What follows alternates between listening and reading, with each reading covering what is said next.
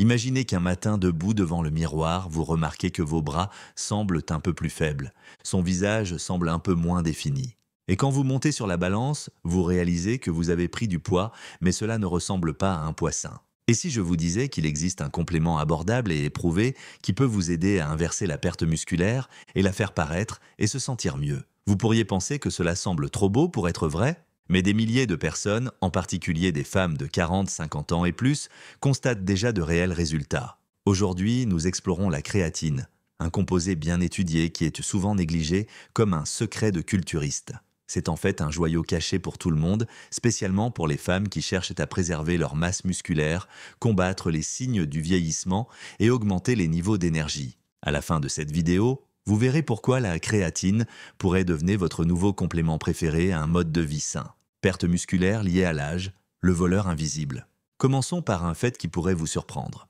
À 40 ans, les femmes ont tendance à avoir perdu plus de 10% de leur masse musculaire. À 60 ans, ce chiffre peut monter en flèche jusqu'à environ 30%.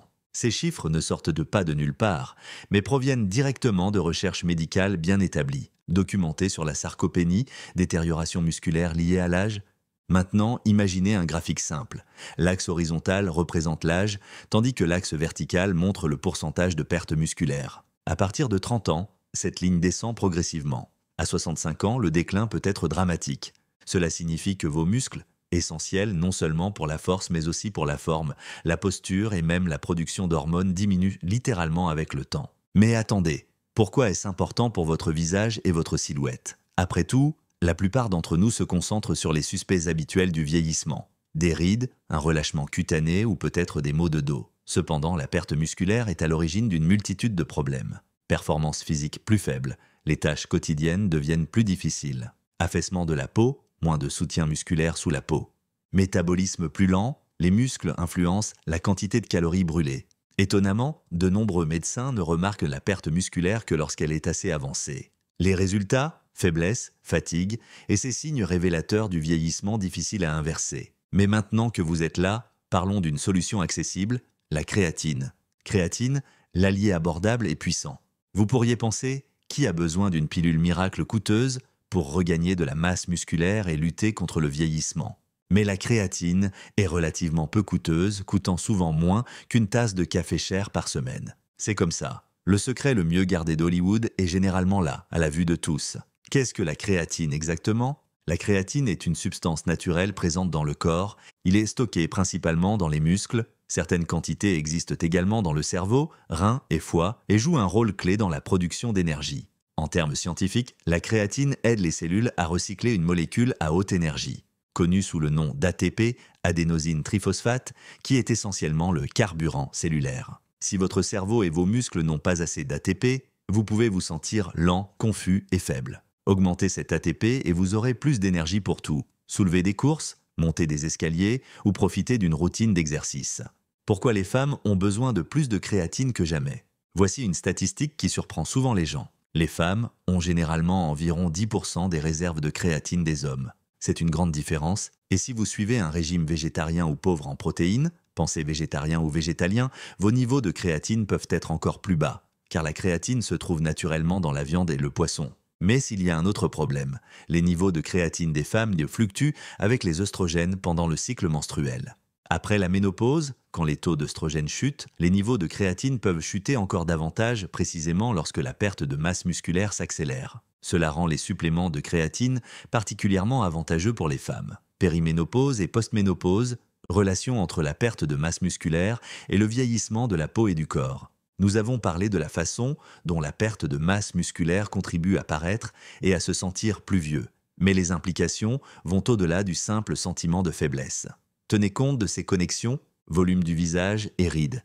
Vous êtes-vous déjà demandé pourquoi certaines personnes se tournent vers des produits injectables comme le Botox? En partie, il s'agit de réduire les rides dynamiques en limitant les mouvements musculaires. Mais parfois, cela peut être contre-productif. L'utilisation excessive de Botox peut provoquer atrophie des muscles faciaux sous-utilisés, créant une apparence prématurément vieillie ou enfoncée. De même, lorsque vous perdez naturellement des muscles au niveau de votre visage, et oui, vous avez des muscles sous la peau de votre visage, les traits peuvent paraître moins définis et la peau a moins de structure à laquelle s'accrocher. Contour du corps, les muscles donnent forme comme un bras ou une jambe tonique. À mesure que les muscles disparaissent, la peau peut sembler affaissée et la graisse peut être redistribuée de manière peu flatteuse. L'obésité sarcopénique est un terme qui décrit la perte de masse musculaire plus l'augmentation de la graisse, ce qui crée un risque accru de problèmes métaboliques. On le présente souvent sous le couvert d'une prise de poids, mais le véritable coupable est la perte de masse musculaire maigre. Soutien hormonal, le muscle squelettique aide à la production et à la régulation des hormones. Moins de muscles signifie moins de capacité à produire des hormones comme la testostérone, important pour les hommes et les femmes, ce qui peut entraîner davantage de fatigue et de sautes d'humeur. Lorsque vous gagnez du muscle, vous ne devenez pas seulement plus fort, vous vous sentez souvent plus énergique, vous paraissez plus jeune grâce à un meilleur soutien de la peau et potentiellement augmenter la production d'hormones de votre corps. Ajoutez de la créatine au mélange et vous obtenez une forme efficace et soutenue pour des recherches visant à ralentir, voire à inverser une partie de cette perte musculaire. Mythe courant sur la créatine, démystifié. Malgré ses avantages, la créatine a été entachée d'idées fausses. Abordons les plus grands mythes qui pourraient en vous retenir. Mythe numéro 1, c'est un stéroïde. La créatine n'est pas un stéroïde anabolisant. Les stéroïdes sont des versions synthétiques de la testostérone, qui sont souvent utilisées de manière illicite pour augmenter rapidement la masse musculaire. La créatine, en revanche, est une substance naturelle que votre corps produit déjà. Vous le consommez également lorsque vous mangez de la viande ou du poisson. Pendant les Jeux olympiques d'été de 1988, un sprinter canadien s'est vu retirer sa médaille d'or pour avoir utilisé des stéroïdes et non de la créatine. Cet incident a conduit de nombreuses personnes à inclure la créatine dans la même catégorie de substances interdites. Mais rassurez-vous, la créatine est parfaitement légale et a été largement étudiée sans aucune preuve le reliant aux effets nocifs des stéroïdes. Mythe numéro 2, c'est seulement pour les hommes. Il est facile de comprendre pourquoi les gens associent de la créatine aux hommes. Des bodybuilders dans la salle de sport buvant des shakes mystérieux, n'est-ce pas? Mais la vérité est que les femmes peuvent bénéficier encore plus des suppléments car leurs niveaux de créatine de base sont plus faibles. Les femmes qui prennent des suppléments de créatine signalent souvent plus grande endurance lors des tâches quotidiennes ou des entraînements. Récupération plus rapide après l'exercice. Une meilleure énergie pour tout, depuis courir après les enfants jusqu'à faire les tâches ménagères, même si vous n'êtes pas un adepte de la salle de sport, que vous ne marchez pas régulièrement ou que vous ne pratiquez pas d'activité physique, modérer suffit pour ressentir la différence lorsque la créatine augmente vos niveaux d'ATP. Mythe numéro 3, cela endommage les reins. Les inquiétudes concernant les reins sont nées d'un seul rapport de cas datant de 1998 dans lequel une personne souffrant de problèmes rénaux préexistants prenait des doses très élevées de créatine. Cela a suscité une peur généralisée, mais des décennies de recherches ont été menées avec plusieurs études évaluées par des pairs confirmant que des reins sains. Ils tolèrent très bien des doses normales de créatine. Le problème est que les analyses sanguines mesurent la créatinine, un sous-produit de la créatine.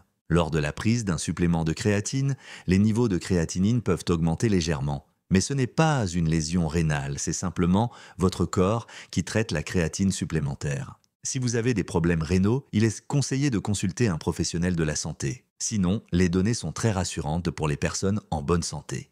Mythe numéro 4, cela provoque une rétention d'eau et vous fait gonfler.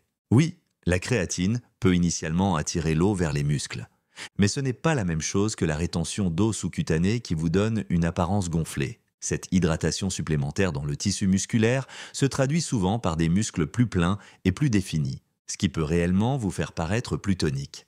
Certaines personnes remarquent qu'elles ont pris 2 ou 3 kilos au cours de la première ou de la deuxième semaine de supplémentation. Mais cette prise de poids précoce est généralement due à de l'eau dans les fibres musculaires et non à de la graisse. Troisième ou quatrième semaine, l'équilibre hydrique tend à se normaliser. Mythe numéro 5, cela fait tomber vos cheveux. Cette rumeur est née d'une petite étude portant sur des joueurs de rugby qui, ils ont laissé entendre que la créatine pourrait légèrement augmenter le niveau de DHT, une hormone liée à la perte de cheveux. Le groupe d'études était petit et les recherches ultérieures n'ont pas reproduit ces résultats de manière cohérente.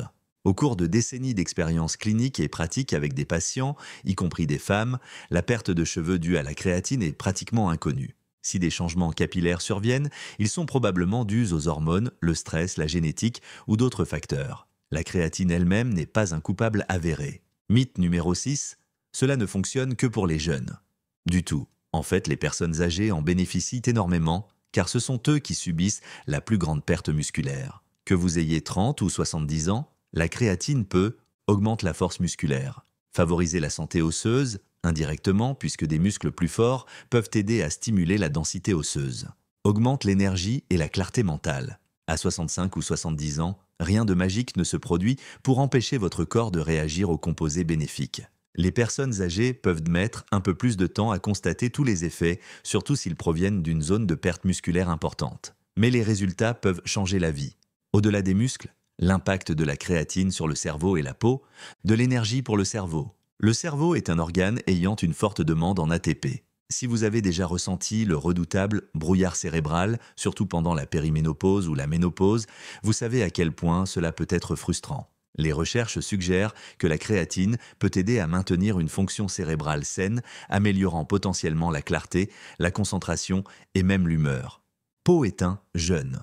La créatine apparaît de plus en plus dans la recherche cosmétique. Une étude publiée dans le Journal of Cosmetic Dermatology a révélé qu'une crème topique contenant de la créatine et de l'acide folique augmente la fermeté de la peau chez les adultes matures. Bien que notre objectif principal ici soit d'ingérer de la créatine pour des bienfaits systémiques, continue en soulignant comment la créatine peut aider les cellules responsables de la production de collagène et d'élastine. Combinez la créatine avec une routine de soins de la peau solide, incluant éventuellement une thérapie par la lumière rouge, et vous constaterez peut-être une élasticité améliorée et un éclat plus sain. De nombreuses personnes qui prennent des suppléments de créatine remarquent également qu'elles ont tout simplement meilleure apparence. Bien qu'une partie de cela soit due à l'amélioration du tonus musculaire qui donne à la peau une apparence plus ferme. Soyons sérieux, dosage, timing et conseils. Maintenant, passons aux détails pratiques. Comment utiliser la créatine de manière sûre et efficace? Quelle forme acheter? Créatine monohydrate. L'étalon or est le monohydrate de créatine. Il s'agit de la forme la plus étudiée, avec de solides antécédents d'efficacité et de sécurité. D'autres variantes, telles que l'ester éthylique de créatine ou la créatine tamponnée, n'ont pas à systématiquement surpasser la forme monohydratée dans les études. Il est donc préférable de s'en tenir à la forme classique. Quelle quantité prendre? Phase de chargement facultative. Certaines personnes recommandent une phase de chargement d'environ 20 grammes par jour, divisée en doses plus petites, pendant la première semaine pour saturer les muscles rapidement, et passer ensuite à un entretien de 3 à 5 grammes par jour. Directement vers la maintenance. Une autre méthode parfaitement acceptable que beaucoup de gens préfèrent est de sauter complètement le chargement et de commencer avec 3 à 5 grammes par jour. Vous continuerez à accumuler de la créatine dans vos muscles, mais un peu plus progressivement. Le principal inconvénient d'une phase de chargement est la possibilité de maux d'estomac ou de rétention d'eau supplémentaire. Si vous souhaitez éviter ces petits désagréments, commencez simplement par la dose d'entretien. Quand le prendre? Il n'y a pas d'heure magique pour la créatine. Vous pouvez le prendre le matin avec le petit déjeuner, mélangé dans un shake protéiné post-entraînement, mélangé dans un verre d'eau ou de jus au déjeuner. Si vous ressentez des maux d'estomac, essayez de le prendre avec de la nourriture ou de diviser la dose en 2 portions plus petites.